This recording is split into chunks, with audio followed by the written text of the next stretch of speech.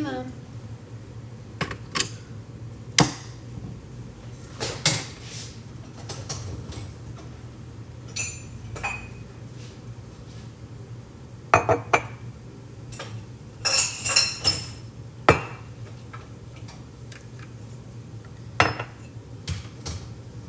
Good morning.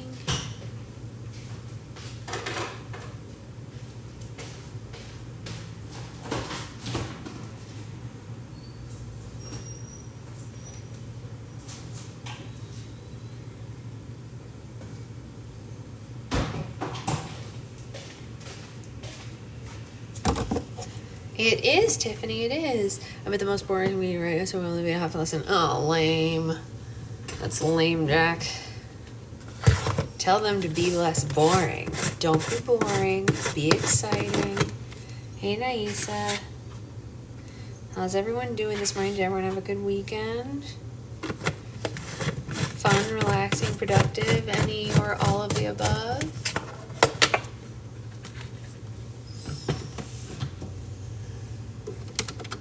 You had a relaxing weekend, Mom? That's very good.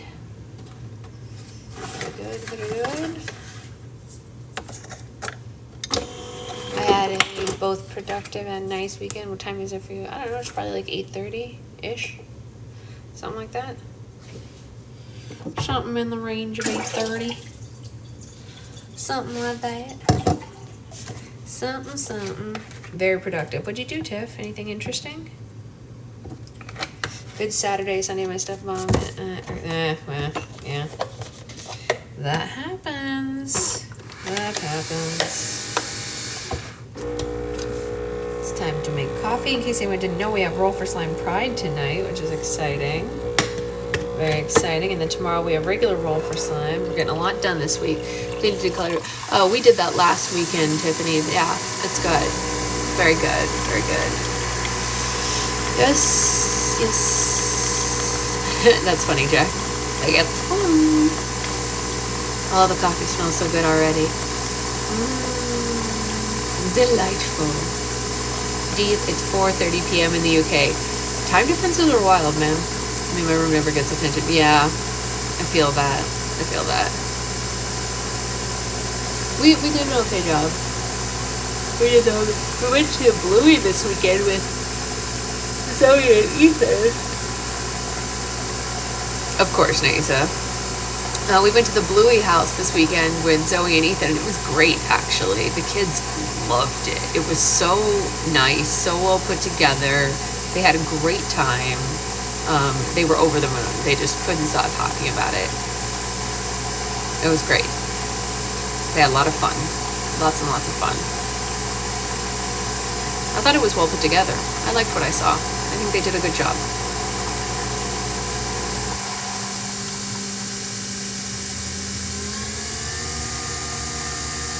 If the Bluey house comes into anyone else's town, I would say I do recommend it if they decide to tour with it. If you have a kid who likes Bluey, they're going to be into this. Even Ethan, who's only a year old, he was like, this is amazing. He couldn't stop looking at stuff and touching stuff. He was having a great time. It's not a performance, it's like an interactive house, but there are like people in there that are like guiding you through and stuff, but it's like an interactive little house. It was very cool. Definitely would recommend it to anyone with kids. It was a lot of fun. The kids loved it. Yeah. They got to play all the games from the show. They got to go on a slide. They got to meet the characters. Thank you, Liz. There were like fake kitchen stuff for them to like make food. There was like a place where they could build a fort.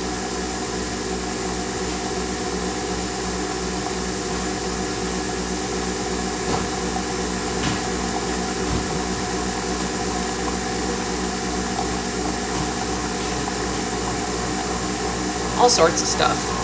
All sorts of fun stuff was there. And the kids, they really just loved it. They wanted to go in every room multiple times. Zoe went down the slide like 15 times.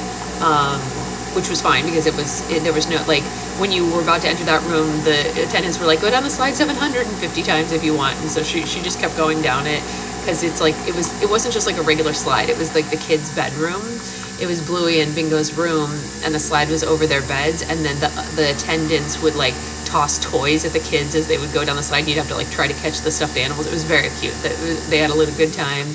And then they could play grannies, and they could play keepy uppy, and they built a fort, and they met Bluey and Bingo, and it was just great. They loved all of it. They had a great time.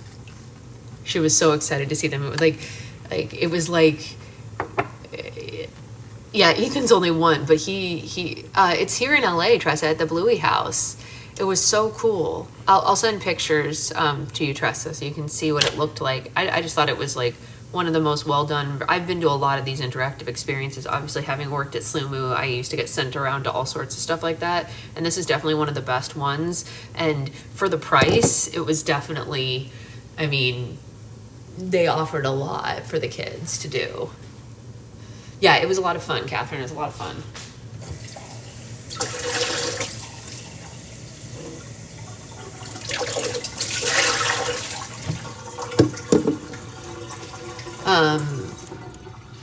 Ethan was a champ. He loved the whole thing. There were other kids that were older than him that did not handle it as well as him. I have to say, my nephew Ethan is like, he's really smart.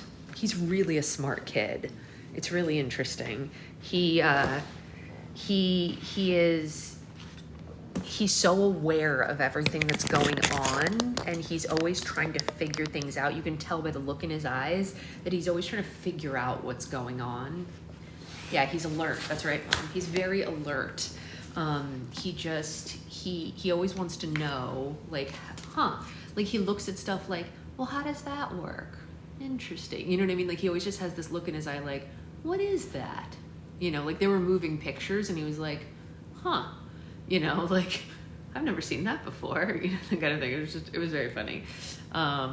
So yeah. It is how he looked at you, Tressa.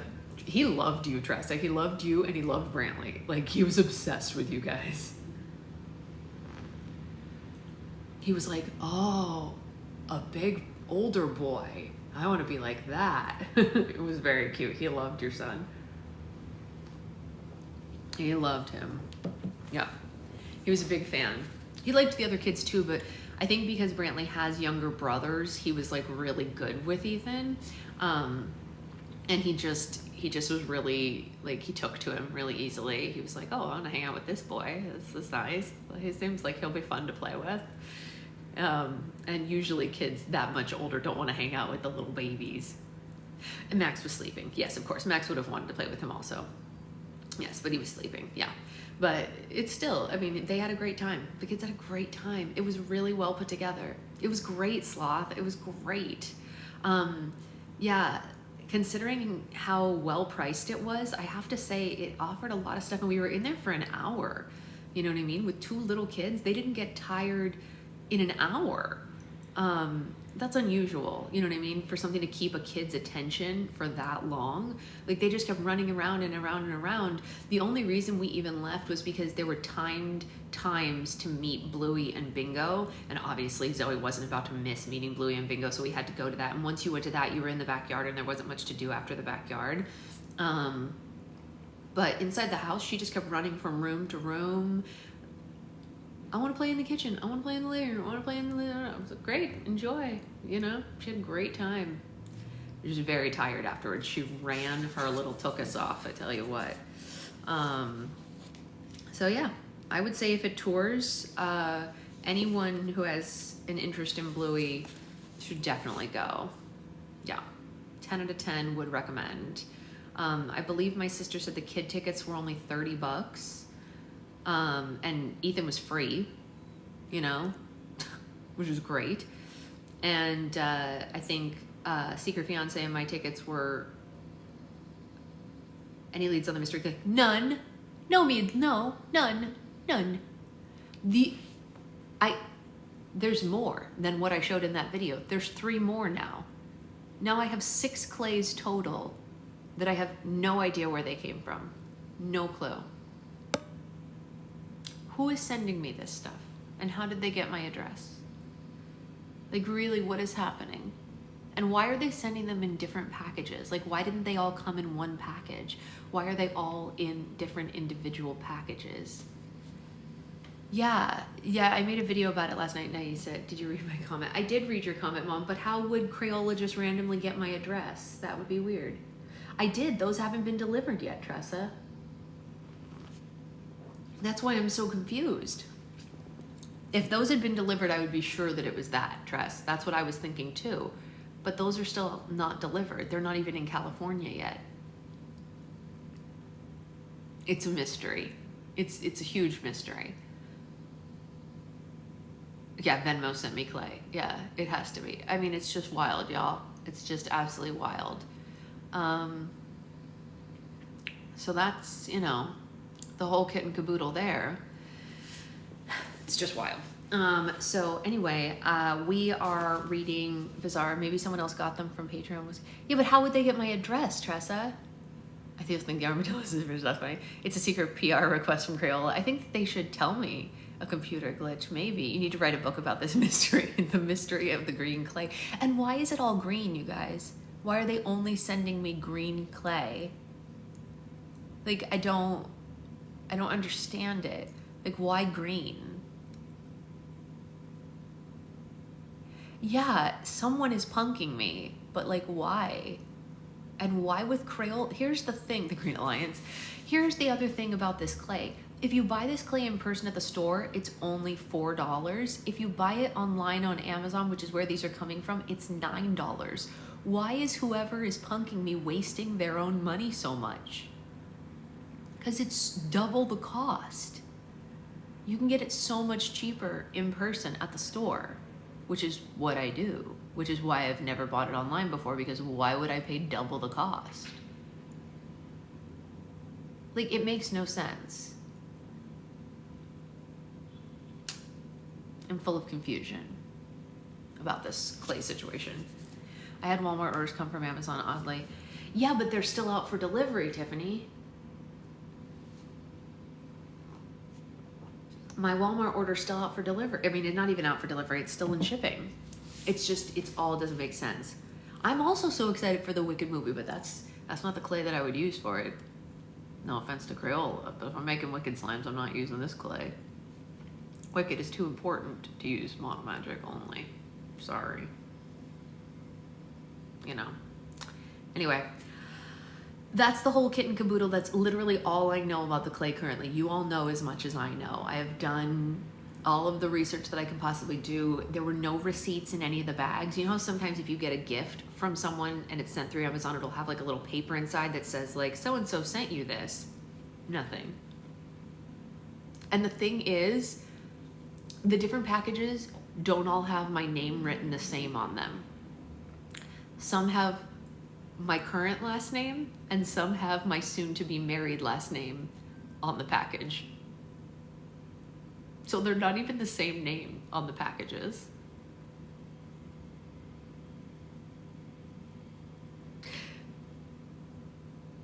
Yeah, they're all from Amazon.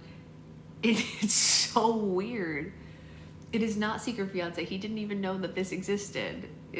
He would not do this. Yeah, Becca. It has to be Becca. That's the only explanation. Where is Becca? Someone get her in here to stand trial. No, don't. Her kids are sick. Okay, I'll have to look at the tracking number on the package because it's bizarre. It's bizarre. Yeah, Whitney. Yeah, Tressa. I'm going to have to do that today if I have time. And we have a lot of stuff to do today. I'm basically spending most of today prepping for, mailing stuff and then prepping for Roll for Slime because it's like a specific Roll for Slime because tonight is Roll for Slime Pride. So it's a little different than regular Roll for Slime. So it's going to take a little bit more setup on my part. And also Shira's coming today with jars and charms and all that jazz. So that also I have to do today. So it's going to be a busy day for me. So we'll see if it goes today or tomorrow. But anyway, let's read so that I can get started on that. If anyone doesn't know, on Friday we finished A Tale of Magic. It is frickin' nominal. I will have the rest of those videos up today for anyone who missed the end of it. Fantastic. 10 out of 10 would recommend this book to anyone. If you have middle grade or above kids, actually you could read it to younger kids, but if they want to read it themselves, middle grade or above, definitely recommend reading it aloud to your kids. So phenomenal. 10 out of 10 all day, every day with that guy. It was so good. I will hold Chris Coffer on a pedestal as like one of my favorite authors of all time for the rest of my life. Like, I found him as an author by accident. Like, I knew he wrote stuff, but I was never planning to read it. And if I hadn't stumbled on that book in that little library for free that one time, I probably would never have done this. And it has changed so much in my brain. So fantastic. So the next book in the series is called A Tale of Witchcraft. And we read just the prologue on Saturday. So just the prologue has been read, and that will be up on, what do you call it, today too. I agree, Naisa. I agree. I don't know why people aren't out there talking about it more. Like, for me, this is up there with Harry Potter, Hunger Games, the whole thing. Like, put them up there, you guys. Like, maybe even better, you know? I'm just saying. I mean, Narnia, it's on par with all that stuff for me. And I've read all of those. You know what I mean? In school, he's very famous. Yeah, but it needs to go beyond that, Danny. It has to. He's too good. His writing is too good. He's really just top notch. How long have you been live? I don't know, like 10 minutes maybe-ish. I just made coffee. And he's not a terrible human. Oh my gosh, it's so nice. But then again, neither is Suzanne Collins Tressa. She's totally unproblematic and doesn't even like come out of whatever. Yeah, Naisa, I barely knew anything about it. Anyway, so we're gonna read chapter 1 today, and then all of these will be up on, oh yeah, of course, Tressa, we all know that problem. Yeah, if you have a kid and you wanted to introduce them to Harry Potter, but you're not because of all the issues with J.K. Rowling, use this. It's just as good, and it's just as wonderful for like found family stuff, so good times. Like, every 3rd to 5th grader, their parents know, sing his praises, and go to his book signings. I don't blame them, Danny. He's worth it. He's worth it. If this wasn't my wedding week, there's a book signing of his is tomorrow. If I wasn't getting married on Wednesday, I'd be going to the book signing. Yeah, we're reading it right now, Anya. We're starting Tale of Witchcraft chapter 1 today, and all of this will be up on, I didn't either, Naisa. I didn't care for it. So like, you know, yeah, I wouldn't have bothered. But we're going to read chapter 1 today. And like I said, all of the things will be up on the YouTubes later today. Yeah. Okay. So let's get into chapter 1. Here we go. Oh, oops. Yeah, no, sorry. I forgot to change the description. We're not reading Stranger Than Fiction to anyone who saw that. Did you choose Wednesday because of the math? I did choose Wednesday because of the math. Yes. Wednesday is 6/12/24, and that was hard to pass up as a date. That's a very good anniversary date to have. It feels lucky, right? Yes, it feels very lucky. Yeah. I mean to be fired. Oh, yes. Well, you know. Okay. So chapter 1 is called Dam Damage, but like dam, like a dam, you know? All right, here we go. Besides a successful lodging industry and a handful of royal scandals, the Western Kingdom was best known for the iconic Western Dam in the capital city of Fort Longsworth. The landmark was over 1,000 feet tall and made from over 5 million stone blocks. And it protected Fort Longsworth from being flooded by the Great Western Lake. How nice of it.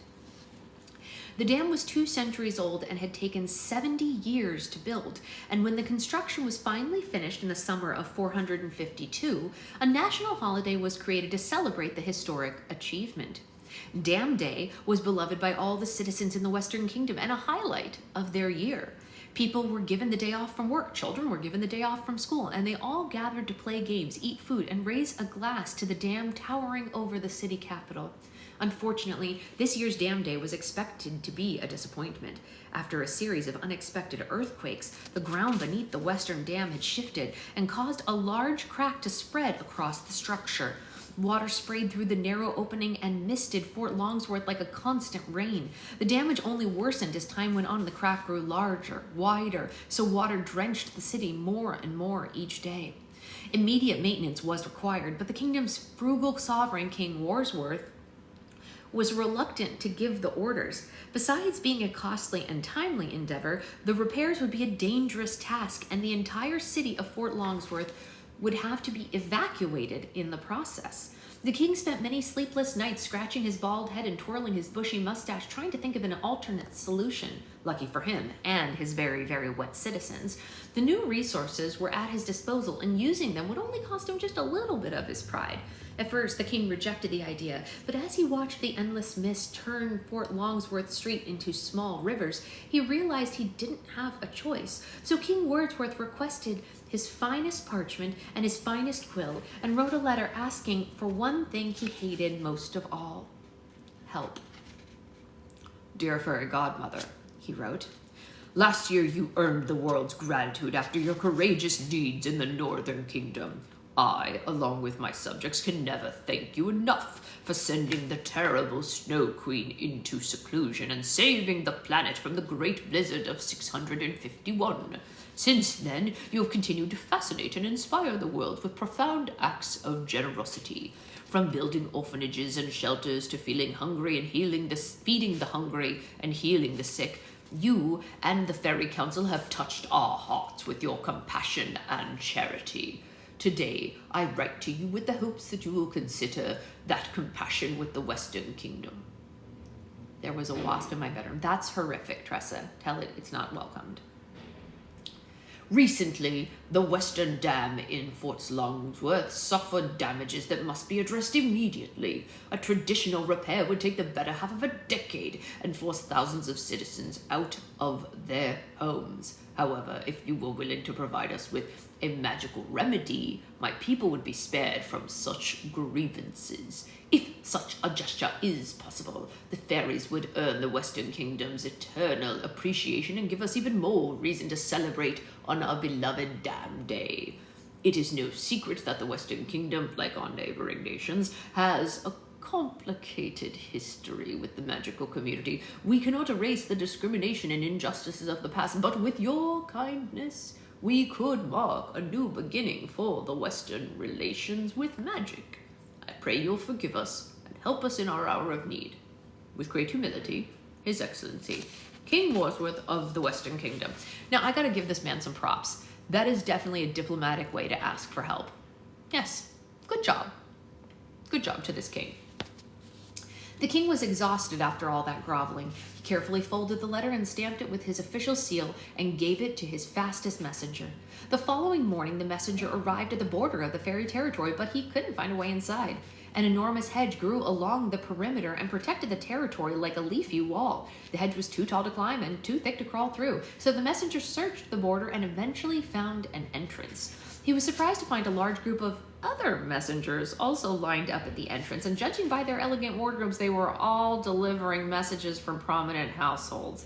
Even more surprising, the entrance was guarded by a terrifying knight who sat atop a three-headed horse. The knight was twice the size of a regular man, and antlers grew out of his helmet. Although the knight watched the messengers completely silently, he didn't have to say anything to make one thing perfectly clear: nothing was getting past him.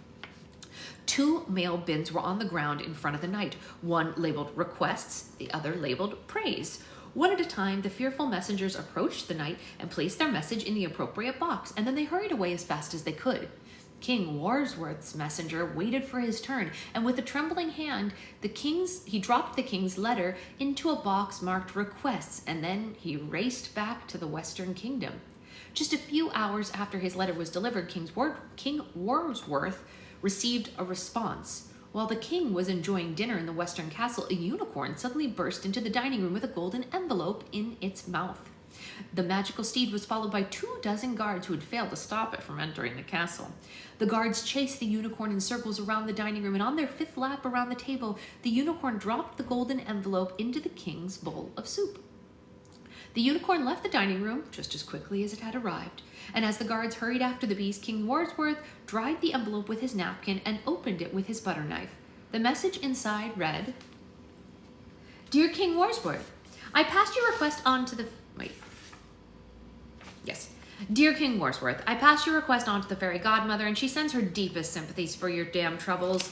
She, along with myself and the rest of the fairy council, have agreed to help you. We will arrive in Fort Longsworth at noon on Dam's Day to fix the damage. Please let us know if any changes, conflicts, or additional information are available to provide prior to our visit.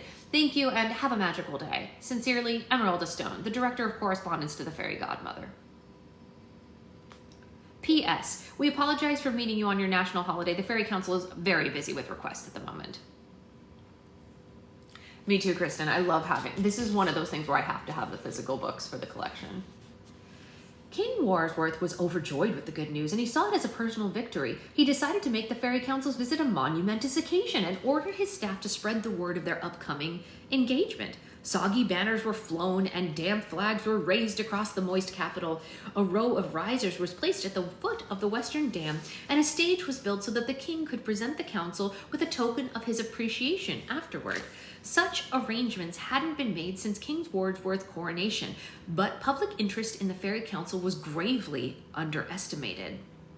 Yes, I got the physical book in. It took a little while, but it's here now. On the eve of Dam Day, hundreds of thousands of citizens from all corners of the kingdom traveled to Fort Longsworth. By dawn, the risers were overflowing, and the crowds formed in every part of the city with a view of the dam. Families stood on roofs of their homes, and shopkeepers stood on the roofs of their shops, and monks straddled the spires of their churches for a glimpse at the festivities. The spewing dam soaked all the spectators through the city, and they shivered in the morning air, but their hearts were kept warm by the promise of magic. The Western Kingdom had never hosted such a tremendous celebration. It was being called the event of the decade, a celebration of the century, and a damn day for the history books. But even with those expectations, no one could have predicted how memorable this day would actually be.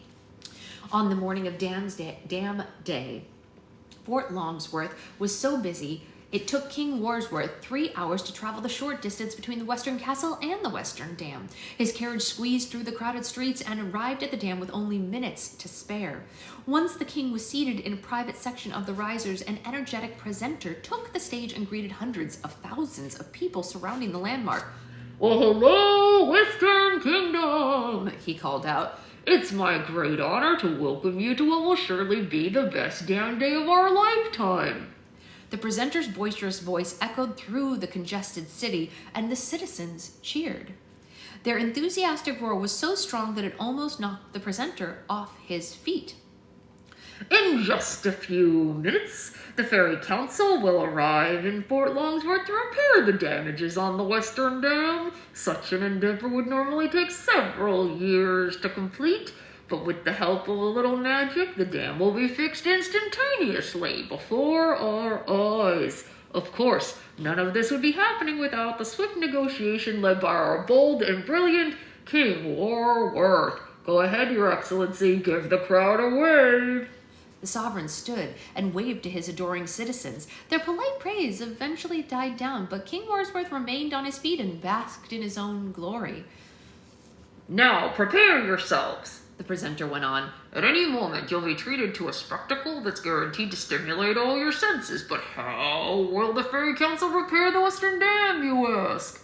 Perhaps they'll mend it with 1,000 fiery torches. Perhaps they'll seal it with a sheet of glittering diamonds. Or perhaps they'll stitch it together with strands of invincible ivy. We won't know until it happens. But punctuality must be part of their process, because here they come now." In the distance, traveling above the surface of the Great Western Lake, were 6 colorful young people who approached the city like a moving rainbow. The group was led by an 11-year-old girl with a beehive of bright orange hair and a dress made from dripping patches of honeycomb. She was carried through the air by a swarm of live bumblebees. The swarm dropped her off at the top of the Western Dam and then took refuge inside her hair. She was followed by another 11-year-old girl who surfaced surfed across the Great Western Lake on a lone wave. The surfer wore a sapphire blue bathing suit, and instead of hair, a stream of water flowed down her body and evaporated at her feet. As her wave reached the edge of the dam, the surfer hopped out onto the lake and landed beside the girl in the honeycomb dress.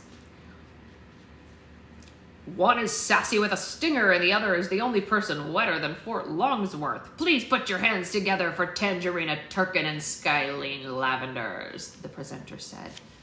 All of Fort Longsworth burst into applause for the first members of the Fairy Council. Good morning. Tangerina and Skylene could not believe their eyes. They'd never seen such a massive crowd. Is there some sort of sale happening? Skylene asked her friend. No, I think they're here to see us, Tangerina said. The crowds cheered even louder as the next two members of the Fairy Council arrived. A 13-year-old girl with beautiful brown skin and curly black hair sailed across the Western Lake in a bejeweled sailboat. She wore a robe made of beaded emeralds, diamond-studded sandals, and a shimmering tiara. The girl docked her sailboat at the edge of the lake and joined Tangerina and Skylene at the top of the Western Dam. She was followed by a 12-year-old boy who shot through the sky like a rocket. The boy wore a shiny gold suit, and flames covered his head and shoulders, and he was propelled through the air by two fiery blasts expelling from his feet. The blasts faded as he reached the Western Dam and landed beside the girl covered in emeralds.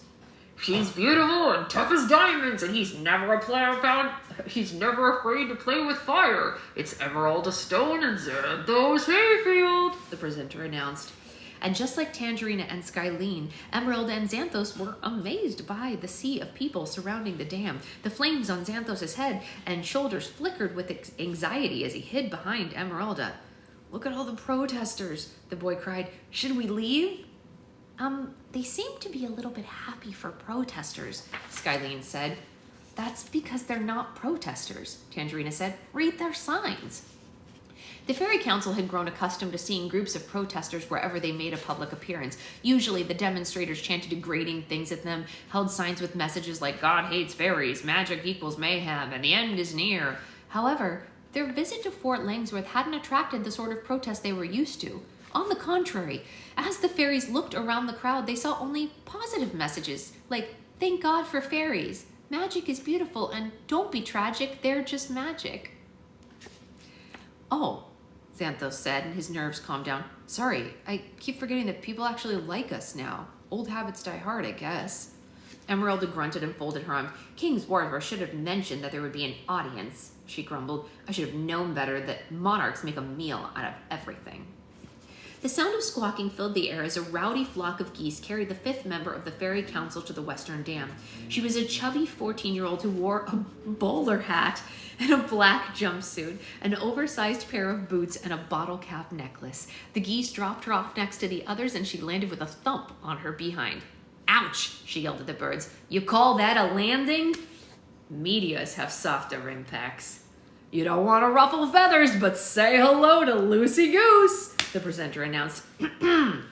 It's pronounced goosey, she shouted as she climbed to her feet. Next time, do some research before you... Lucy's mouth fell open, and she lost her train of thought when she spotted all the observers. Holy full house! Look at the size of this crowd. It's even bigger than the ones that watched us build the bridge in the Eastern Kingdom. Yeah, I'd say the entire Western Kingdom is here, Emeralda said. Maybe more than that. Hey, Becca.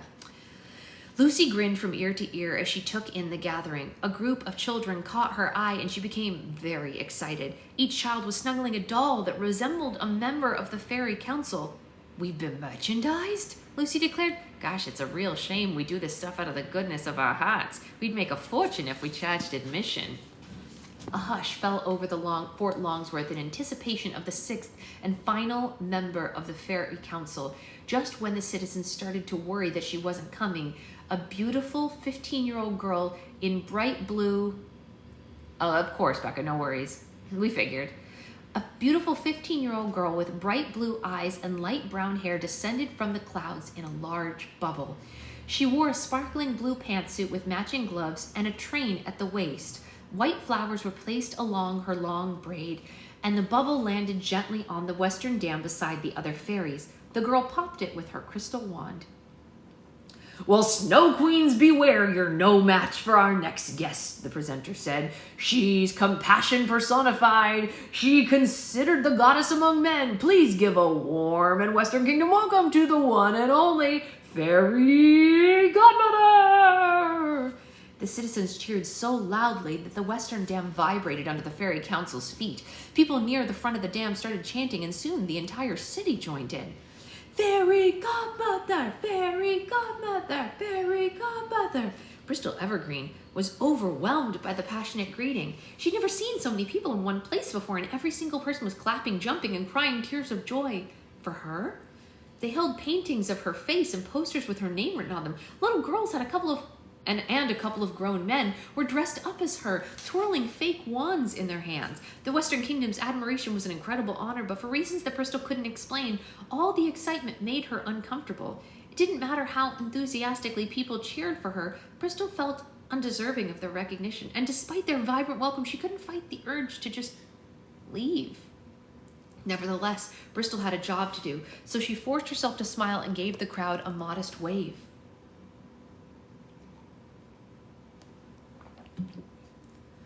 The other fairies seemed to simply enjoy the attention, much more than Bristol did, especially Lucy. Boy, the crowd really loves the Fairy Godmother, Lucy said. Aren't you glad I gave you that title? I told you I didn't want a title, Bristol replied. It makes me feel like an object. Well, as my mother always said, if you're gonna be objectified, you might as well be objectified by family, Lucy said and patted Bristol on the back. Just be glad Fairy Godmother's what stuck. We all could have been called a whole lot worse. Excuse me, Bristol, Emeralda interjected. It might be best if we make this a quick one. We've got a windmill to repair at 3 o'clock and a farm to defrost at 5, and besides, people are starting to foam at the mouth down there. I couldn't agree more, Bristol said. Let's just do what we came here to do and be done with it. There's no need to cause a bigger fuss than necessary. Without wasting another moment, Bristol stepped to the edge of the Western Dam and waved her wand at the damage below. The giant crack was magically filled with a golden seal. After more than a week of constant mist, the spewing water finally stopped. To help matters even more, Bristol flicked her wand again and this time sent a powerful breeze through the city that dried all the streets, shops, and homes. The breeze knocked a couple of people to the ground and blew hats off people's heads, but they returned to their feet with completely dry clothes. It all happened so quickly that it took the citizens a minute to realize their problems had been solved. Their roar of appreciation was so powerful it was a miracle the Western Dam didn't crack again. Well, good. Everyone is satisfied, Bristol said. Now let's get going. So, astounding! The presenter bellowed. With just a flick of her wrist, the Fairy Godmother has restored the Western Dam and saved Fort Longsworth from a decade of rain. Now the Fairy Council will join King Warsworth on stage so he can present them with a token of our gratitude. Say what? Emeralda said. The fairies looked down and saw King Warsworth was standing on a stage with a large golden trophy. Tangerina and Skyline squealed with delight. They want to give us an award, Skyline said. I love awards.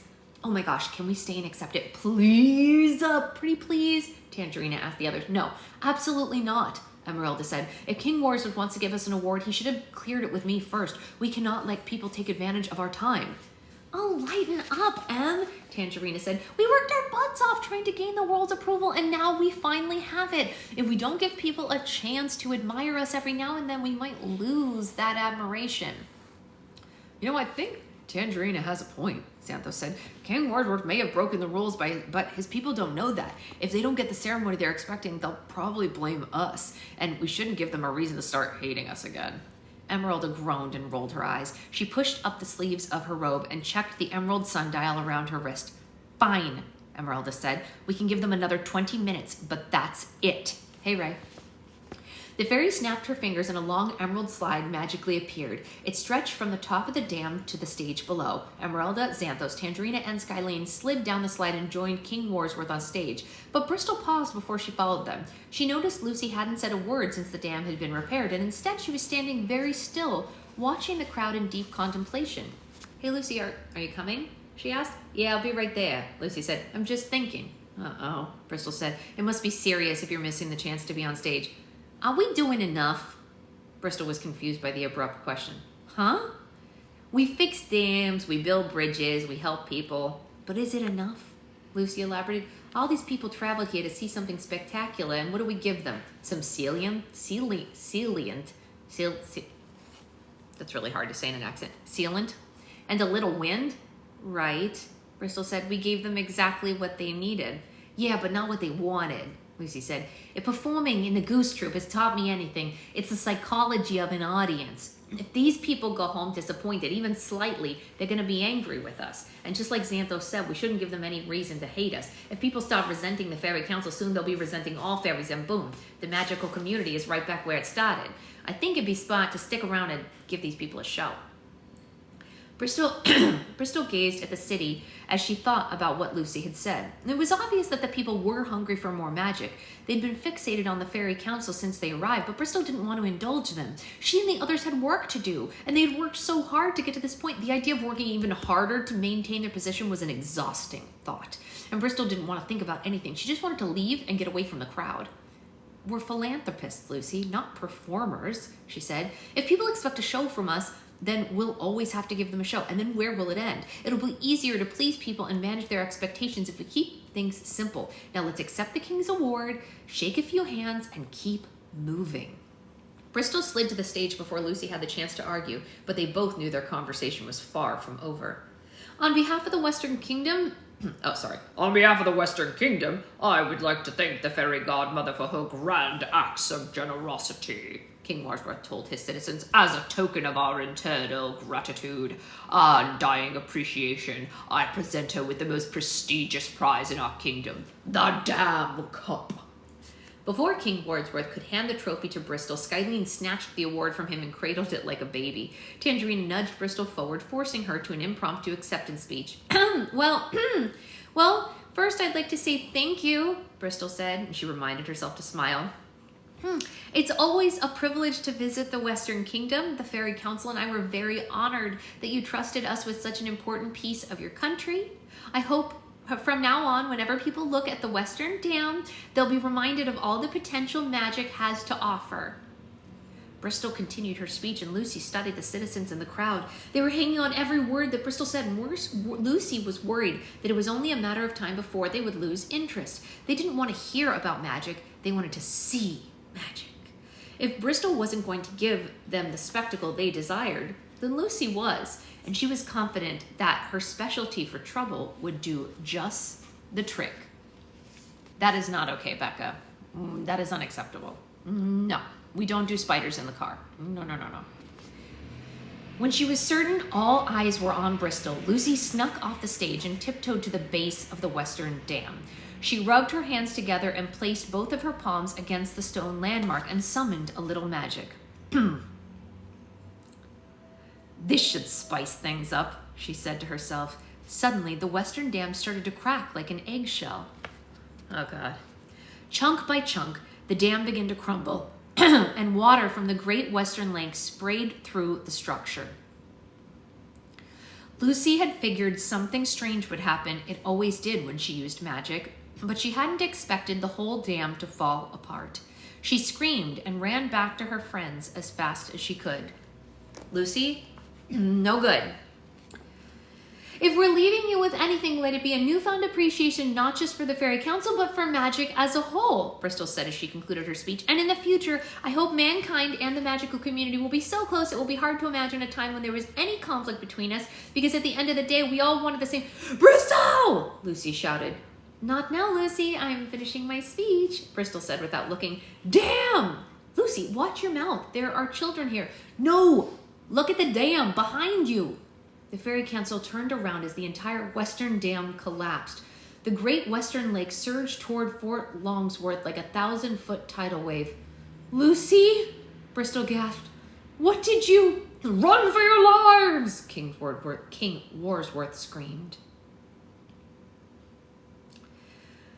Fort Longsworth was consumed with panic. The citizens pushed and shoved one another as they tried to flee, but the city was so crowded that there was nowhere to go.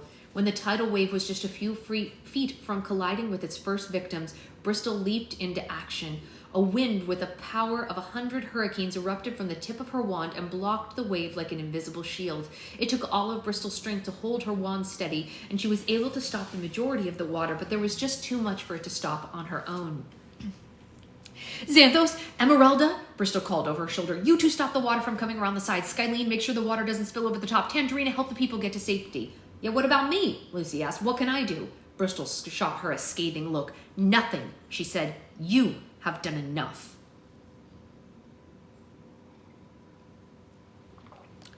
As Lucy watched helplessly, the rest of the fairy council followed Bristol's commands. Xanthos rent Bristol's left side and blasted the oncoming water with fire, causing it to steam and disappear. Bristol created an emerald wall to block the water on Bristol's right side, but the wave was so powerful it knocked the wall down, forcing Emeralda to rebuild it over and over and over again. Skylene waved her hand in a large circle, and water spilled over the top of Bristol's shield and looped through the air to pour back into the great western lake. While her friends blocked the water, Tangerina sent bumblebees into the frantic crowd, and the swarm scooped up the children and elderly people before they were trampled. Although the Fairy Council put up a quick and effective barrier, Lucy knew that her friends could not block the wave forever.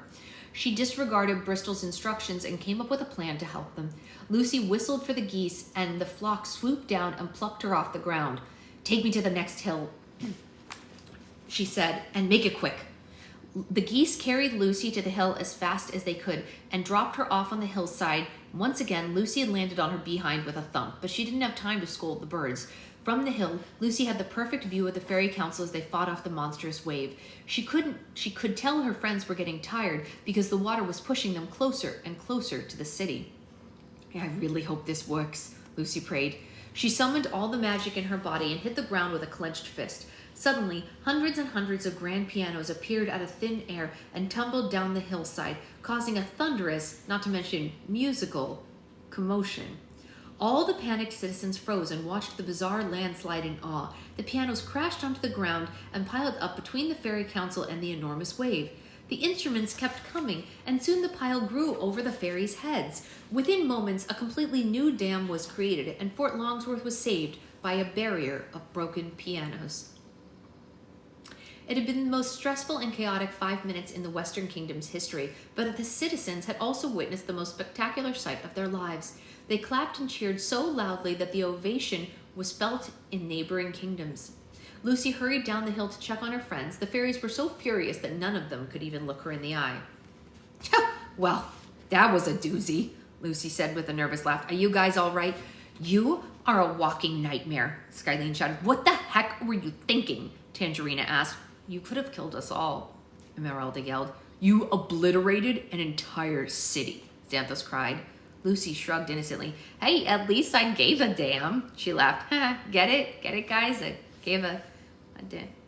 Bristol let out a long and aggravated sigh to make her anger perfectly clear. Lucy was used to infuriating the others, but she couldn't remember the last time that she had disappointed Bristol. She sheepishly lowered her head and kept her hands in her pockets for the remainder of their visit. We will discuss this later, Bristol told the fairies. Right now we need to apologize for Lucy's behavior and leave before we lose mankind's trust forever. The Fairy Council followed Bristol back to the stage, but they quickly realized an apology wasn't necessary. The citizens were so bewildered by all the magic they'd never stopped cheering. King Wordsworth returned to the stage and profusely shook the fairies' hands. Even he was spellbound by the day's events. Though the fairies were distracted by the endless praise, 4 wheels and 6 horses were covertly hooked up to the stage. The stage unexpectedly lunged forward and was pulled through Fort Longsworth like an enormous wagon. What is happening right now? Xanthos asked. Why, it's time for a parade, of course, King Wordsworth said. You never said anything about a parade, Emeralda griped. Didn't I? King Wordsworth played dumb. It's a Western Kingdom tradition to honor our guests with a parade through the capital. Emeralda growled and flared her nostrils. All right, that is it, she exclaimed. We put up with an unexpected audience. We were nice enough to accept your award, but we will not participate in this stupid... Just let the man give us a parade, Tangerina said. We earned one. Yeah, it's the least we could do after Lucy almost destroyed their city, Skylene said. Emeralda was not happy about this, but her friends were right. There had been enough conflict for one day, so she glared at King Wordsworth and aggressively stuck her finger in his face. "Expect a letter from my office tomorrow morning," she told him. "And fair warning, it's going to have some strong language in it." The Fairy Council was paraded down every street in Fort Longsworth, and even though the ordeal lasted much longer than they had anticipated, the fairies did end up enjoying themselves. The citizens were practically buzzing with excitement, and their happiness was infectious. The fairies smiled and laughed and occasionally blushed at the eccentric displays of affection. "I love you, Fairy Godmother! I'm the Fairy Godmother! I want to be you when I grow up! You look fabulous today, Fairy Godmother! You're my hero! Marry me, Fairy Godmother!" Bristol smiled and waved as much as the other fairies, but on the inside, she wasn't as gleeful as her friends were. In fact, being closer to the citizens made Bristol even more uncomfortable than she had been before. She desperately wanted the parade to end so that she could get away from all the smiling faces, but still, she couldn't explain why. The parade might have been unexpected, but it was also a huge milestone for the fairies. The cheering crowds were proof that the Fairy Council had changed the world. The magical community was finally accepted and safe from persecution. It didn't make sense for Bristol to feel anything but triumphant, but for whatever reason, her heart wouldn't let her. "Because none of this is real." A voice came out of nowhere and startled Bristol. She looked around the traveling stage, but she couldn't find where it was coming from. "Deep down, you know this won't last." It was a soft whisper, but despite the commotion of the parade, the voice was crystal clear. No matter which way Bristol turned or where she stood, it was like someone was speaking directly into both of her ears at once. And whoever they were, it sounded awfully familiar. Their affection, their excitement, their joy. It's only temporary. Bristol stopped trying to find the voice and focused on what it was saying. It was mankind's affection. Was it so fickle as the voice suggested? People's opinion of magic had changed so quickly. Was it possible that they could change their minds again? Or worse, was it inevitable that they would change their minds again? "Not long ago, people cheering in your parade would have cheered just as loudly for your execution. I wonder how many fairies were dragged through these streets before being burned at the stake. I wonder how many drowned in the lake you just saved these people from." The voice made Bristol feel unsafe. She gazed upon the crowd, and she saw the citizens in a different light. There was something sinister behind their smiles, something primitive in their undying praise. She no longer felt like an honoree among admirers. She was a piece of meat among predators. But this wasn't a new epiphany. This was the reason that Bristol had been uncomfortable from the moment she had arrived. She just hadn't been able to articulate it until now. Mankind might have forgotten about the horrors of history, but Bristol would never forget what they had done to witches and fairies like her in the past, and she would never forgive them either. "They may celebrate you today, but eventually they'll grow tired of celebrating you. Mankind will hate you and your friends, just as they did before." It suddenly dawned on Bristol why the voice inside sounded so familiar. It wasn't coming from somewhere nearby, it was coming from inside her head. She wasn't hearing voices. These were her own thoughts. "History always repeats itself. The pendulum always swings. Always. You would be wise to prepare." The grim thoughts faded away as if a switch had been flipped, but Bristol didn't know where or what the switch was. The sensation was unlike anything she'd ever experienced. She wasn't a stranger to peculiar ideas or unsettling emotions, but this seemed completely random and out of her control. These thoughts had a mind of their own.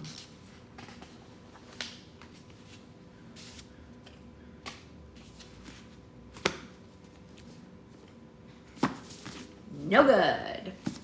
No good can come of that. We don't like negative self-talk in the Fairy Godmother. You can't, Anya? Oh, I definitely do. I definitely do.